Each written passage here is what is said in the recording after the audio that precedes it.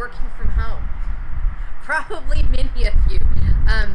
I am doing some work from home, but I'm still in the office because we are alive, well, and opened and seeing clients. But I do want to give you some recommendations because I can tell you, our families that are working at home, we are understanding your stress level, and we know this is a whole brand new world for you. You're now an employee.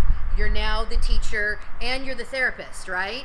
Because we're still working on, we've gone to telehealth, but we're still getting you in the system. And I know for the last 2 or 3 weeks, it's been a lonely world a little bit. I'm going to make some real basic suggestions, and I know even news stations are covering this information. There's a lot of good information about there, but this is my mantra, I've always said that. Put a schedule in place. It's going to make your life a lot easier. So figure out how you can do your work around what you need to do with your kiddos. If you're having to do schoolwork, set up a regular time. I would still suggest, don't let your kids sleep in during the week. They don't need to lose that habit. Get them up in the morning. Have breakfast as a family. Do your chores. Do your schoolwork.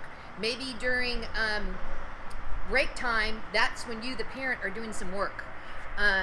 Structure that into your day. Everybody's lifestyle is different, so you'll be able to adapt these principles to what you need to do.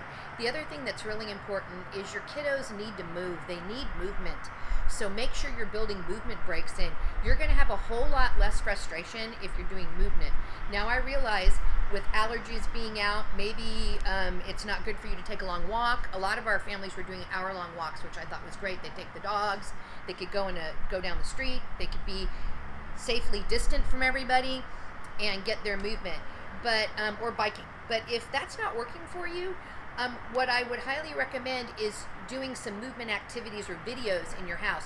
There are some really fun videos on YouTube that are kind of movement dance type of videos.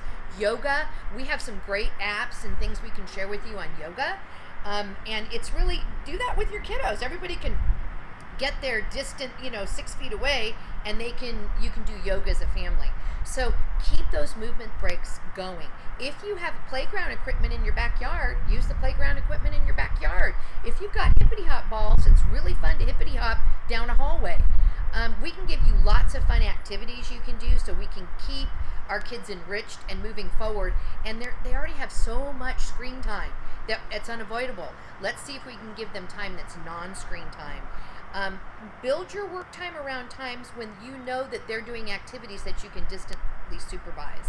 For those of you that have little ones, if husband and wife or significant other at home, maybe you have to do shifts. If it's, I'm going to work at this time and you got the kids, and I'm working at this time and you got the kids. I think it's going to be much easier if you establish a schedule, because that way each person knows the expectations during their shift. So these are just a few recommendations. If you're struggling, and your clients here at Cutting Edge, make sure you reach out to us. The therapists really miss your kiddos. They'd be more than happy to help you.